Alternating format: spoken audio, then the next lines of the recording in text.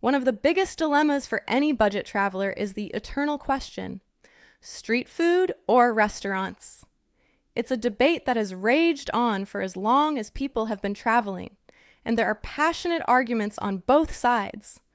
Some people swear by the authenticity and affordability of street food, while others prefer the comfort and reliability of a restaurant. So, which one is better?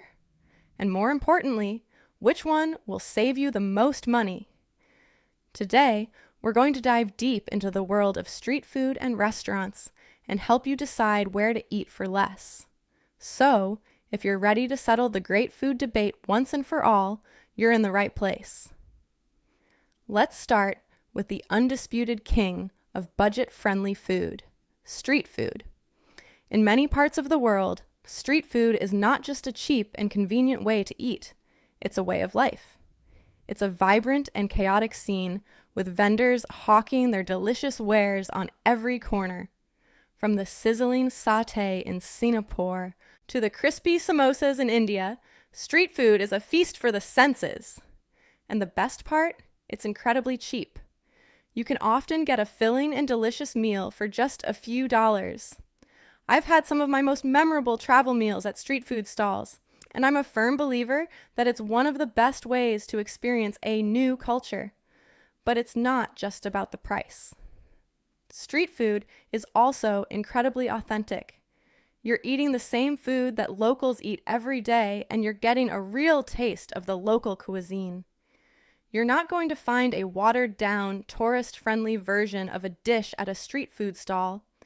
You're going to get the real deal with all its complex flavors and spices. And that's what travel is all about, right? It's about stepping outside of your comfort zone and trying new things. Of course, there are some downsides to street food. The biggest concern for many people is hygiene. They're worried about getting sick from eating food that's been prepared on the street. And while it's true that you need to be careful, the truth is, street food is often safer than restaurant food. You can see the food being cooked right in front of you, and you can see how clean the stall is. Just use your common sense. Choose a stall that's busy with locals and make sure the food is cooked fresh to order. If you're still worried, you can always start with a small bite and see how you feel. Another downside to street food is the lack of comfort. You're often eating on a small plastic stool on the side of a busy road, and there's no air conditioning or fancy tablecloths. But for me, that's all part of the experience. It's a raw and authentic way to eat, and it's a great way to soak up the local atmosphere. Now, let's talk about restaurants. Restaurants offer a more comfortable and familiar dining experience. You get to sit at a proper table, you have a waiter to take your order, and you can enjoy your meal in a more relaxed setting. Restaurants are also a good option if you're traveling with a group of people or if you're looking for a specific type of cuisine. And while restaurants are generally more expensive than street food, there are still plenty of budget-friendly options to be found. The key to finding affordable restaurants is to avoid the tourist traps. These are the restaurants that are located in the main tourist areas and have menus in multiple languages. They're often overpriced and serve mediocre food. Instead, look for restaurants that are a few blocks away from the main tourist drag. These are the places where locals eat, and they're often much cheaper and more authentic. Another great way to save money at restaurants is to eat at lunchtime. In many countries, restaurants offer a lunch menu that's much cheaper than their dinner menu. You can often get a 3-course meal for the price of a main course at dinner. This is a great way to have a nice meal out without breaking the bank. So, which one is better? Street food or restaurants? The truth is, there's no right or wrong answer. It all depends on your travel style, your budget, and your personal preferences. If you're a budget traveler who's looking for an authentic and adventurous culinary experience, then street food is the way to go. It's cheap, it's delicious, and it's a great way to immerse yourself in the local culture.